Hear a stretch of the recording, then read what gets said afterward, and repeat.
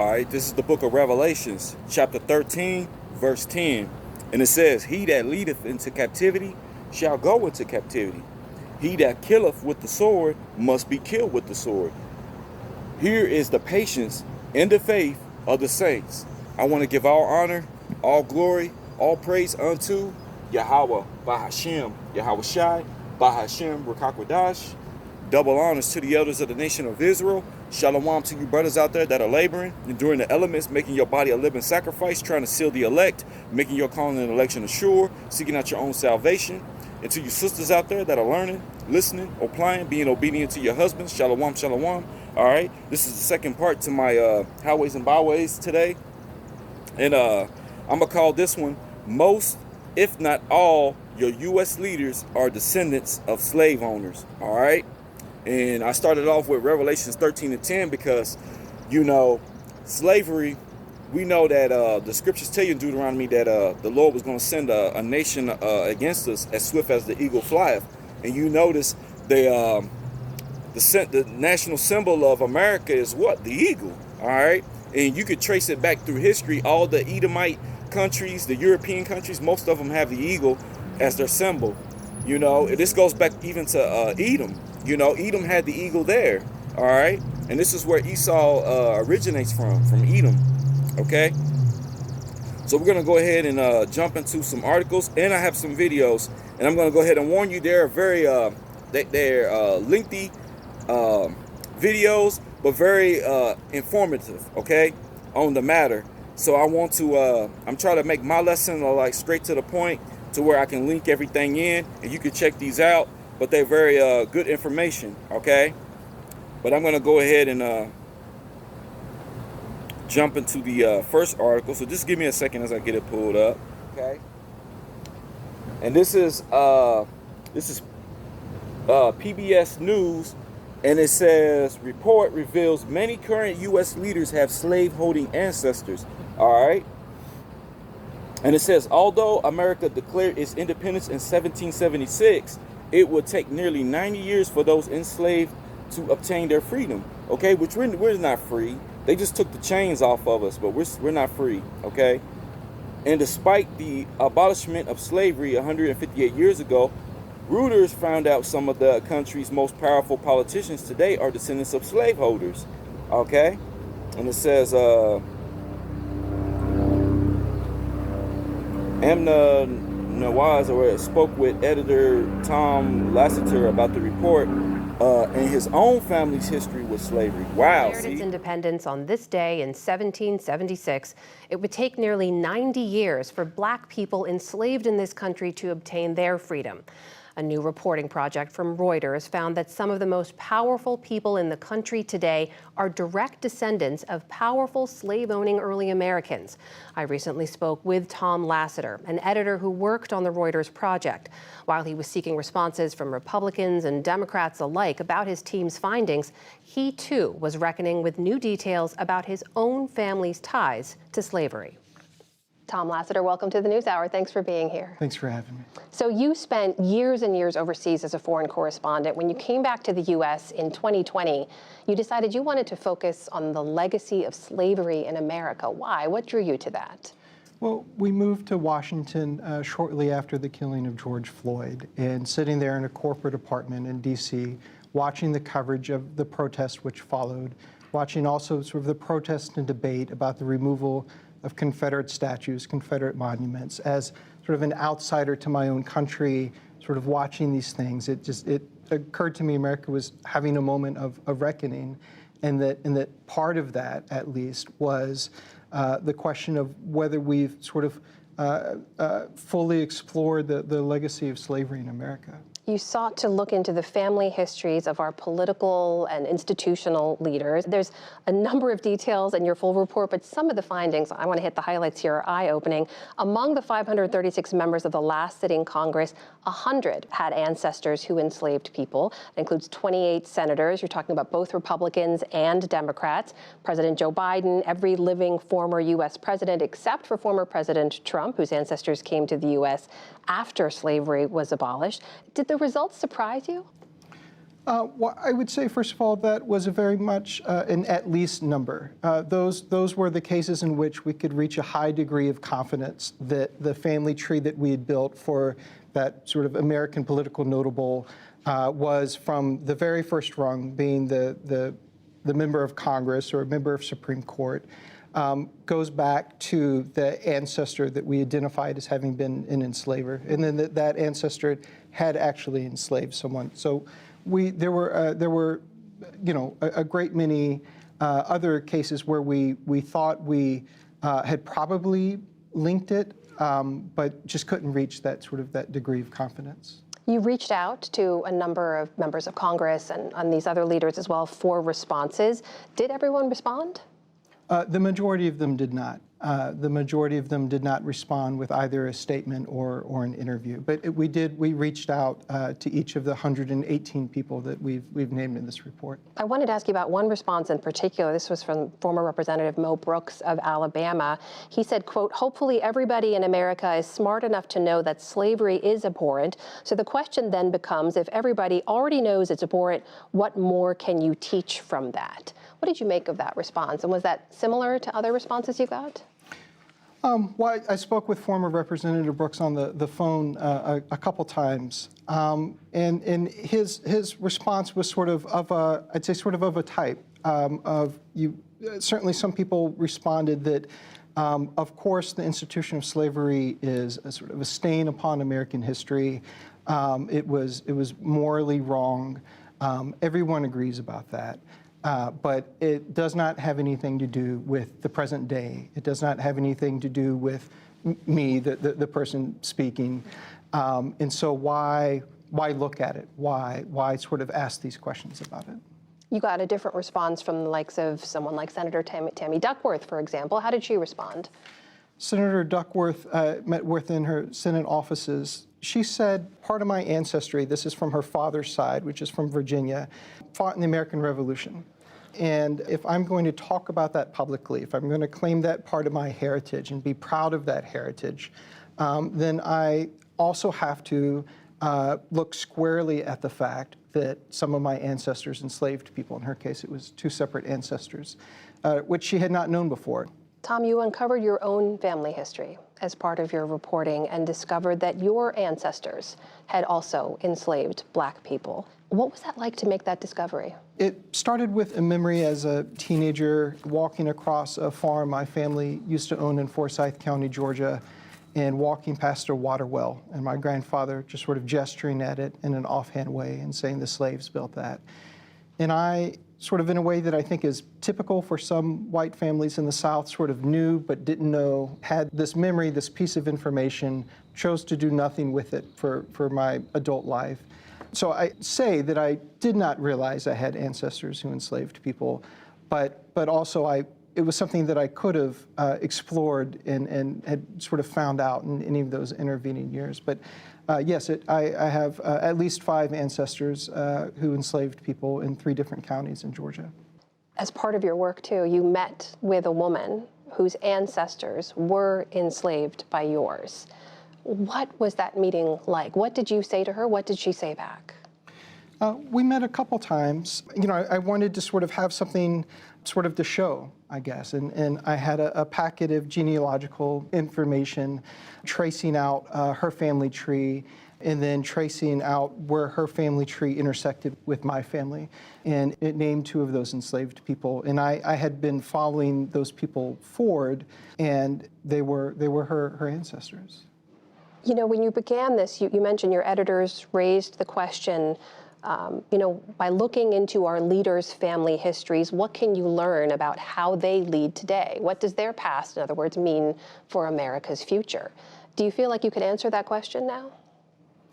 Well, I think America right now, both in terms of legislation, debate, and just public sort of conversation, is grappling with a number of issues that in one way or the other touch on the legacy of slavery in America. I mean, most directly there's reparations. There's also, of course, a fair amount of debate about how this history should be taught. we want to inform that debate with an establishment of a basic set of facts. And from the beginning of this project, to me, the fact that I've grappled with both personally and more broadly is slavery didn't just happen. There were people who enslaved other people. And to me, the question was, well, who enslaved them? What did it mean for those families? What did it mean for the enslaved? And what did it mean for the descendants of the enslaved? And just to start out with, again, just an establishment of a basic set of facts. It's a stunning piece of work. It's available to read online, and the journalist is Tom Lasseter of Reuters. Tom, thank you for being here and speaking with us about your work. Thank you for having me.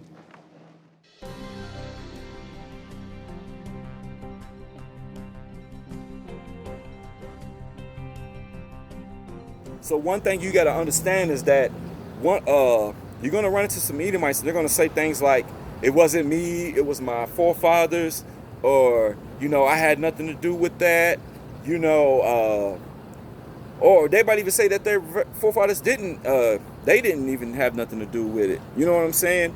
But, like they were there. You know what I'm saying? Because sometimes, it might have been so much done, they might not even tell their descendants. You know what I'm saying? They might have got rid of the evidence. But even if you got rid of everything, because, some of them had postcards, some of them had remains of slaves, cut off an ear or private parts and put them in jars. They've done wicked stuff. Some even had the paperwork still, where it showed that they were owning certain slaves, okay? And a lot of these, their descendants today, they were coming across a lot of this in attics and things like that in their houses, okay? In their relatives' houses. But, a lot of them are going to keep it to themselves, okay? Because that's detrimental to them, you know what I'm saying? That family of some Jakes could see that, come across that or something, and might try to sue you for that, okay? But this is Isaiah 14:21, and it says, prepare slaughter for his children for the iniquity of their fathers, that they do not rise nor possess the land, nor fill the face of the world with cities, okay? So this is what the scriptures say about that, prepare slaughter for his children, for the iniquity of their fathers. So you got to pay for what your forefathers done. Okay, so when you say it wasn't me, it was my forefathers, you got to pay for what they done. We had to endure and pay for what our forefathers done. Okay, because ultimately you are your forefathers. There's a thing called regeneration, which that's another topic. But you are your forefathers. You return every 3 to 4 the generation. Okay. So we're going to move on to another article here. Right? This is Reuters, okay? And it says, America's Family Secret, okay? It says more than 100 U.S. leaders, lawmakers, presidents, governors, and justices have slave-holding ancestors. A Reuters examination found few are willing to talk about their ties to America's original sin. Hey, it's a sin. See what I'm saying? So they know, like, hey, this is something, man. This was the family place right about here? Right about here. We're in Portsmouth, Virginia, with Black history scholar Cassandra Newby Alexander. Jesse Brownlee owned 3 slaves. Remember that name, Brownlee. Slaveholding was quite common here, says Newby Alexander. In Virginia, about 50% of the population owned slaves. Democratic Congresswoman Julia Brownlee grew up in Virginia. The only African-American Black individuals that I knew were the women that worked in my house, who would clean and iron and cook some. Brownlee's worldview has evolved dramatically since then. The self-described pragmatic progressive was recently informed that several generations ago, her forebears were slaveholders. On the one hand, I wasn't too surprised. On the other hand, when they said your great-great-grandfather had 2 slaves and a child slave, that really hit me really hard. It hit me very, very hard. Through public documents and family records, a Reuters examination discovered at least 100 members of the last sitting Congress had direct family ancestors who were slaveholders. More than a quarter of Republicans, 8% Democrats. So too, every living American president except Donald Trump. When you learned that, did it surprise you? Not at all. Power is something that's often inherited, and so is privilege. And those who owned enslaved people were privileged people. Not privileged, the enslaved. Congressman Gregory Meeks has sought his family's past for years. Records are sparse or non-existent. I want to know now, who was that person or people that was able to survive the horrific slave trade? How did they survive, being whipped and chained in slavery? The connection to slavery seems more than an interesting historical footnote. Yet when contacted by Reuters for a response, 67 of the 100 congresspeople who are direct descendants of slaveholders had nothing to say, offered no reply. It tells me that either they're ashamed or they don't care. Would we be better off as a people, as an American people, if we better recognized the truth of our past? Absolutely, unequivocally. We have to keep teaching it and putting it in front of the American people. Harry Smith, NBC News, Portsmouth, Virginia. See, this devil cannot hide it no more. This devil, a lot of these things, you didn't think of it. You put your trust. This is why it also tells you not to vote for these people. This is why we tell you not to vote for these people, because most of these people that are being elected, they're descendants. They're the descendants of slave owners. So you think these people got their own best interests? Absolutely not. These people feel the same way as their ancestors. Okay, same way. So this is Obadiah 1:6, and it says, "How are the things of Esau searched out? How are his hidden things sought up?" Okay, so he's being found out. A lot of things are being brought out now. This information today, truth is being declared. So he's being exposed. This is why I did a sit-down lesson earlier on the famine of the word. I'm having issues with one of my Instagram pages where I can't even have access to it. And that's all part of the plan of this devil. He's doing drills and exercises on messing around with this internet, because he's ultimately going to shut it down, or he's going to at least have it to where you can't access it unless you have the MOTB, okay? And we're not going to do that. When that happens, it's going to be the time where this truth, it's it. Yahweh Bashim Yahshua is going to withdraw his spirit, from this place. And that's when all hell's going to break loose, and this devil's going to go crazy, man. All right? Because he know that he got but a short time.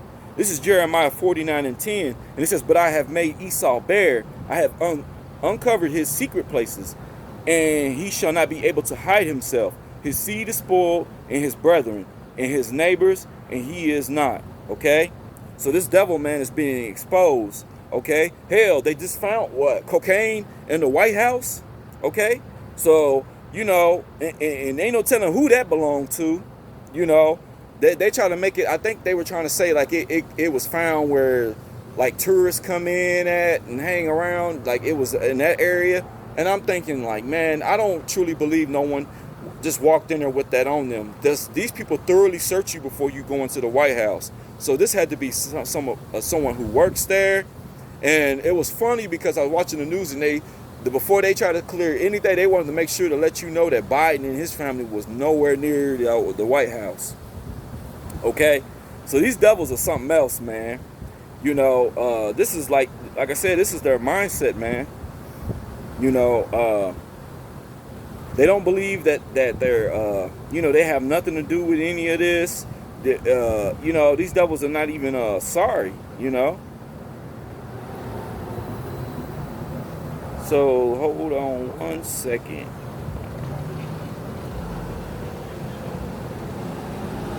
This is AP News, and it says, secondary test of powder found in West Wing lobby shows it's cocaine. Biden briefed on investigation. Okay? And I looked at some old articles, okay? This was back in 2019, and it says 30 years ago, George H.W. Bush held a bag of crack on live TV. Where did he get it? You know, so they were wondering, like, where did he get that at? You know, overall drug use and the use of crack in particular was in decline in 1989, but Bush turbocharged the war on drugs that night. Hey, you know what I'm saying? Ultimately, these devils, hey, I'm gonna tell you, a lot of them, they use it. They do drugs. Best believe that. You know, they're a bunch of psychopaths that get high and they're crazy, but they want to incriminate you. They used it as a weapon against you, but it's really coming back on them and their people. When you look at it, the biggest drug addicts here in Babylon is a lot of these Edomites. You know, and they starting young because they don't want to work. They don't want to do nothing. They just want to get high and forget everything, you know, because that's why when they say make America great again, they talking about slavery. They want to go back to where they didn't have to do nothing. They had servants. Now they have to get up and go to jobs and work. They don't want, they're not built that way, you know. That's why I said in my in the comment, I was like, is this the man that made the earth to tremble and shook kingdoms? You know. But here's another article. It says George Bush's cocaine parties at Camp David. All right, this was back in 2004. You know, people been exposing them, telling you, showing you that these so-called leaders, this is what they do. They go down there to that Bohemian Grove. They probably getting high down there. They doing weird stuff and sacrificing children and stuff. You know, this is who we have to deal with. All right.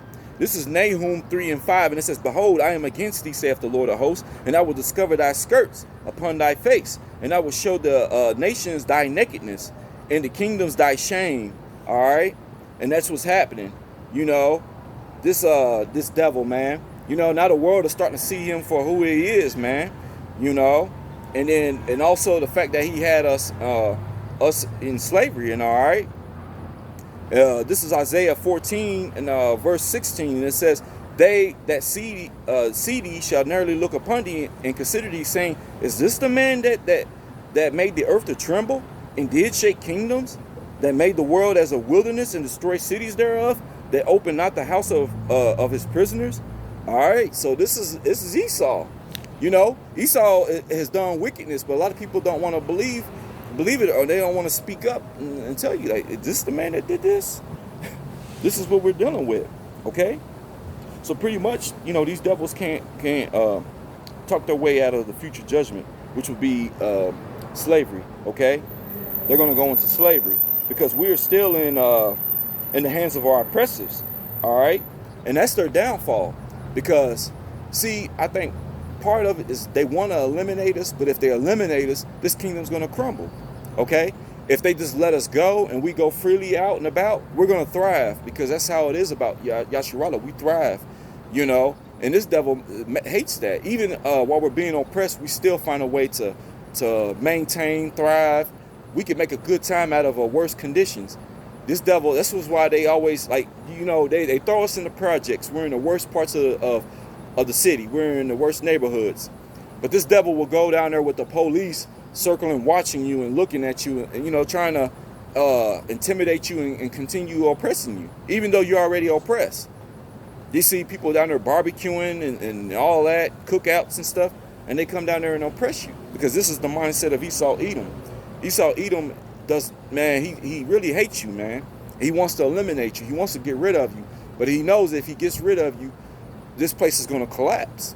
You know, the Israelite dollar is what's keeping this place going. This is why, and now that we're coming back into this truth, we're getting away from these holidays, spending all this money, and a lot of businesses are shutting down and stuff like that. They're saying they're shutting places down due to poor performance and stuff.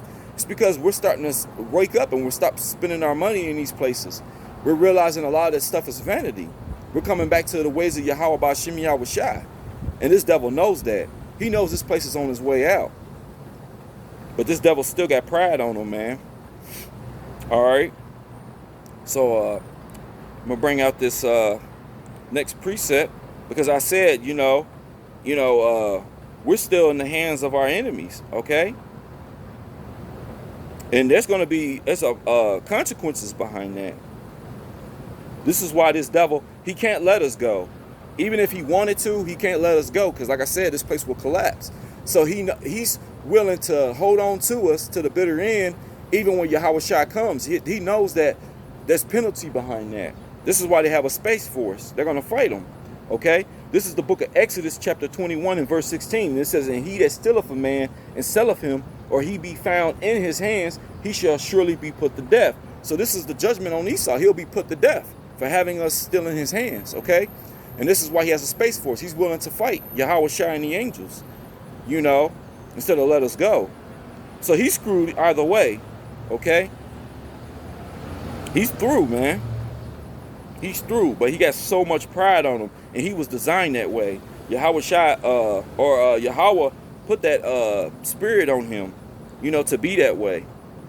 Because, you know, that's going to be his downfall, his pride. You know, it says pride goeth up before a fall. All right?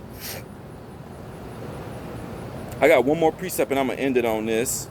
Lord willing, this was edifying. Like I said, I had those videos on here, so I was trying to make sure, like, the information and everything, I'd make it quick and straight to the point, because that's like 10 minutes worth of video footage. Okay, all right, this is 2 Thessalonians 1 and 6. It says, seeing it is a righteous thing with God to recompense tribulation to them that trouble you. Okay, so these people had us in captivity.